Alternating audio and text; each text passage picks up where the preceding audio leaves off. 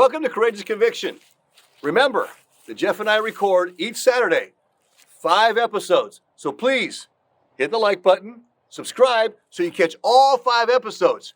We usually start out with one theme or topic. We have to go down a lot of rabbit holes to really understand it. Some things are more sensitive than others right now, what's going on in the world. So hit the like button, subscribe, and let's jump into this video.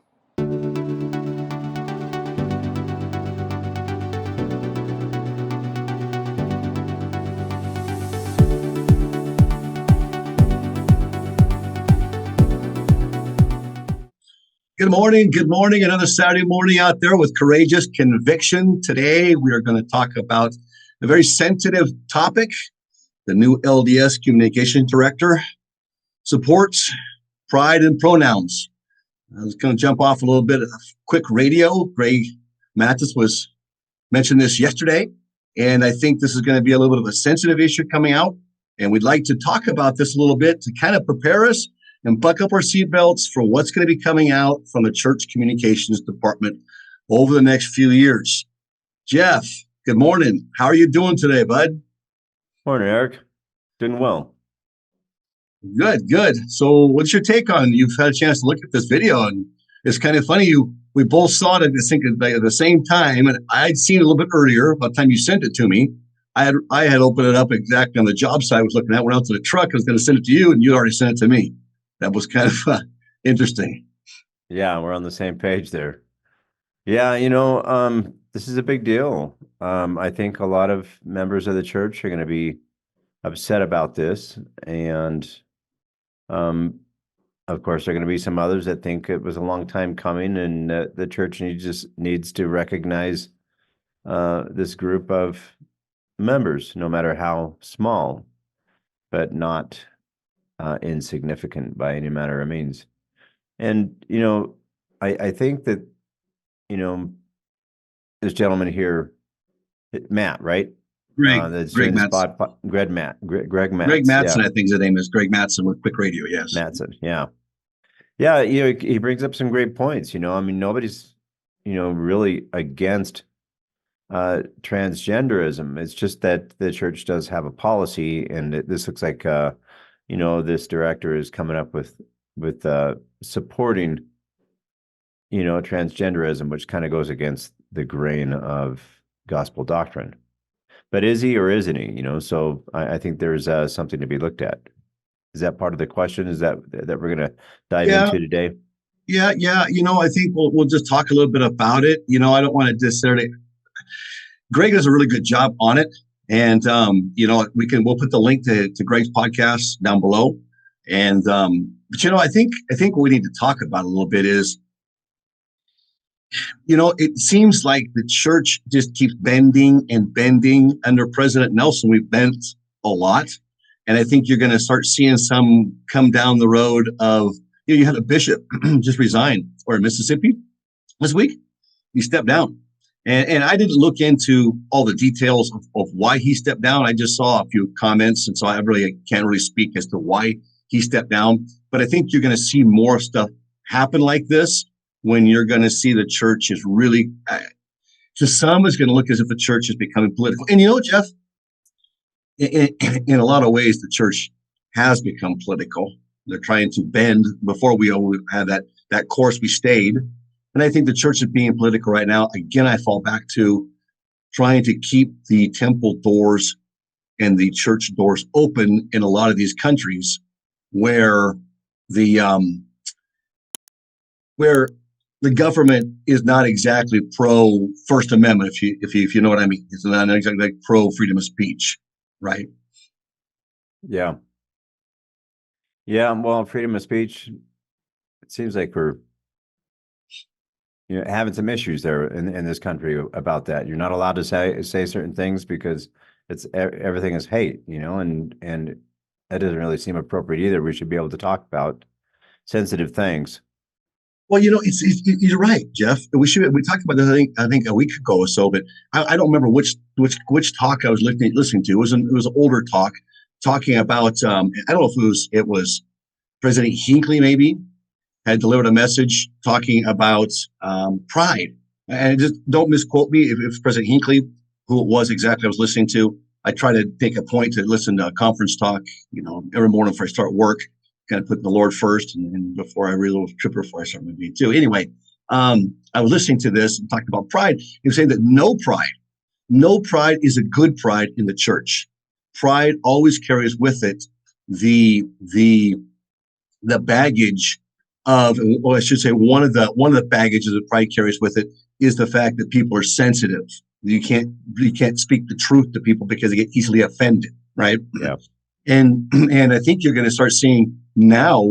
I was complaining that that I feel censored at church. The bishop asked me, the high council was coming to me and said, "Hey, we shouldn't talk about these." And it's funny because that's in my ward, and I never talked to anything about candidates or politics or anything of that nature. I would just quote in Section 88 and happen to talk a little bit on the importance of us in trying to pursue, as we talked about last week, the whole immigration topic a little bit, to try to bring these people into the Lord so that they aren't coming to devour this nation as the prophecy is, right? So we can try to set the course of our country back on line. And, not going down that rabbit hole, we did that last week. I think we did a really good job on that and trying to explain that balance of being a member of the church and the immigration issue. This issue, though, Jeff, is, you're going to come out, though, and some are going to say, well, even Greg, and one of the things I about Greg is he really tries to walk on eggshells, and he really tries to be a really nice guy and not hurt anybody's feelings. And I can appreciate that.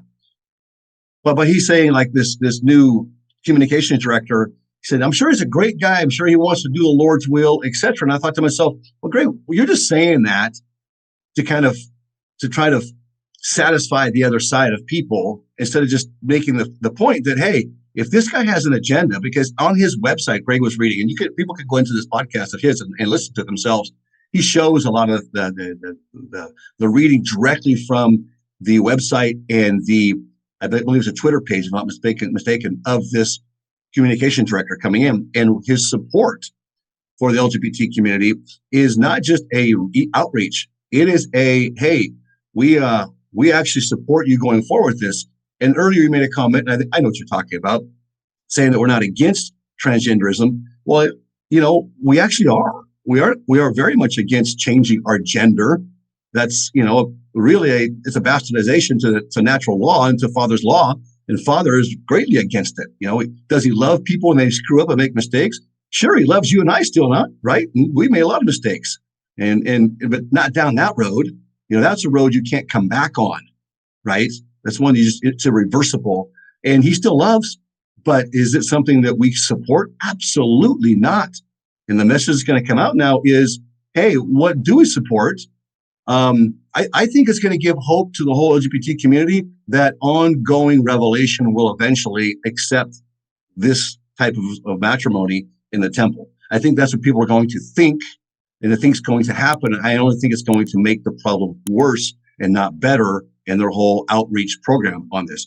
I think it's going to cause a lot of division in the church. I don't know, Jeff, what are you feeling, sir?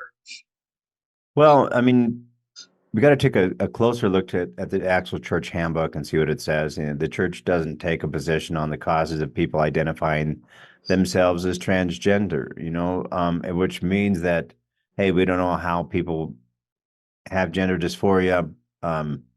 That's not really the real issue. If a member decides to change their preferred name and pronouns, those name preferences can be noted in the name field on membership records. So a person can also be addressed within the ward with using their preferred name, and that's coming right out of the church handbook. 38.6.21. See, I'm going to take a Jordan Peterson on that in the church. I'm so sorry. I'm sorry. Heavenly Father's not going to change their name. He knows them by a name, and that has to do with their gender, right? He's not going to change their name. So I don't understand why we're going to bend there. I got a problem with that. Yeah, well, that is part of the problem. I think that, at least as far as the conversation is concerned, should we be able to talk about it? And I think, yeah, of course. I don't think we're going to be talking about it anymore. We're not going to be able to talk about these things anymore because they're going to be too sensitive. If somebody is, leaning that direction, that we're not going to be able to discuss these things openly anymore. It's going to be like taboo again. So, Well, so what? we're still Go ahead. counseling against transitioning, which is a difference. If people say, hey, I feel this way and this is what I am or whatever, that's one thing. The other thing is actually going through with it and changing, even on a social level. Um, and those social transitions include changing the way they dress and groom and changing name and pronouns, other than oneself from when they were born, right? So leaders are advising that those who socially transition will experience some church membership restrictions, and they continue to do so. Restrictions include receiving the priesthood, using their the temple recommends, and even some church callings. And although some privileges of church membership are restricted, other church participation is welcome. So probably like prayer and things like that. But that's huge. Think about that for a minute. They changed their name. The church records are going to what then? Change their gender as well on the records? No, I don't think that they're saying that. It's just a space in there. If they want to have a preferred name, they can say that. But the church is still not coming out saying that that there aren't restrictions with that. Yeah, you can do it. You can, my name can become Sally, and the church is going to say, okay, but cough up your church recommend, the temple recommend. And I think Sally would fit you cute, actually. If it fit you. Yeah, Sally would be a good name for you. Yeah, the facial hair of Sally, Yeah. It's a little vogue these days. Hey, I don't know anybody that is transgender that I'm, personally. It's not that I haven't come across people. We see them in stores, and we see them, in our communities. I go to school to drop my kids off, and there's, a transgender person, that drops off their kids and picks them up. And, I just try to treat them like anybody else. Um, we're not having conversations, but that's what we're finding in our communities right now. And how do we want to act? I think it's important to be Christ-like, and I think the church is choosing that right now. I don't see anything in the language that says anything about, hey, we're looking down the road and saying that, temple recommends might be available to people that want to, change their gender. That's not going to happen. Well, you say it's not going to happen, right? But I think that people are starting to lose their testimony because things are happening now that we also thought were not going to happen. That's the problem, though. I mean, they're seeing this and reading in too much. I think, I really, if it gets to the point to where restrictions are lifted and transgenders can start going to the temple and going into the women's, locker room or vice versa, then that would be a different story. But it's not, it's not right now, and it won't be tomorrow, because the church is not going to change the family. And people that are leaving the church because they think that they're reading into it and seeing something wrong, they're also subject to losing their testimony and becoming, letting go of the iron rod. Maybe that's the thing that's going to trip them up. So I think this is going to trip up a lot of people. Actually, do. And I'll tell you what, if we were to go back to the days prior to us leaving the church, right? And this is what clear with our audience. Jeff and I have been active in the church, fully active in the church for many, many, many years. We had a period of time during our lives shortly after our missions that we decided to go AWOL. And Jeff and I met in Costa Rica through this, just to kind of give a little background, people just coming into us. And so we're not talking about, we're talking from experience of what's going to cause people to leave. And if you've got a little bit of an issue, right? You're already having an issue. We're already having issues still coming off of the whole lockdown, the whole vaccination thing, right? There's still people that kind of really sore over that issue. You've got the fact that young men now that got the jab, there's a high rate of heart failure. I can't remember the name of exactly the medical term for it, but the amount of young men under the age of 30, between like age 20 and 30, that are actually just dropping dead. I think we talked about how it increased from prior to the jab being issued was like maybe say, it was a 20% of athletes, for example, that would fall over. And let's just say there was maybe 20 a year, and now it's gone to like 50 a year, right? And so they're trying to say there's some relationship there. So what's going to happen then if, some of these young men that were in the mission, because the church was obligating everybody, I know down in Ecuador, if you wanted to actually put in your papers, the 70 made you get the jab before you could even turn your papers in. And I argued that down there. I was in the stake, and I kind of tried to bring that to the attention of the area presidency, and through my stake president, obviously went through proper channels. I can't overjump him. And we just came back that just to be obedient, that's what we're requiring. I thought, well, that you're taking away their agency. That's just not fair. Because my son Bryant was just going into the MTC when everything shut down. So he did MTC at the house, right? And he because he spoke Spanish from us living down there and him being there constantly with me, he only had to go through the MTC for 3 weeks. And so he was called to Toriaba, Mexico. Toriaba, or Toriaba, I can't remember how it's pronounced. Anyway, they put him in Utah. St. George Mission, and he was serving there probably maybe about a year or so. And it came up to where, okay, we're going to send you down to your mission, but you have to get vaccinated. My son said, look, with all due respect, I've done my research and I don't want that. I don't want it. So his mission president said, fine. It didn't send him home. So that's your choice. We're not going to make you get the jab. So it's interesting how here these missionaries had that opportunity, and down there they didn't. So my point is going to be this: if we understand certain things here, Jeff, right? Understand certain principles, because the church has been established here in America for just under 200 years.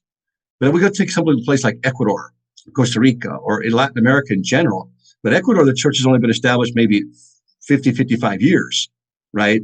And we're going back to like the people we lived with was the original bishop that was called in this whole native community that we lived in. Now there's 3 stakes of that native community, one of which I worked in. But he, they just until now, the leadership now could read and write. So they could only go off of what other people would tell them, the leaders, the 70, and it still happens that way. So some of these 70 that are just kind of learning how to be leaders in the church, right? Which is very different than being leaders in business and being leaders politically. Now there's some crossover there, yes. But just in summary, now it turns back to you, but they're going to take this. And just like they stood at the pulpit and said that it's a commandment, you have to get the jab, I'm just using that term right now for YouTube purposes, but you have to get the jab or you're just being disobedient to the prophet. Follow the prophet.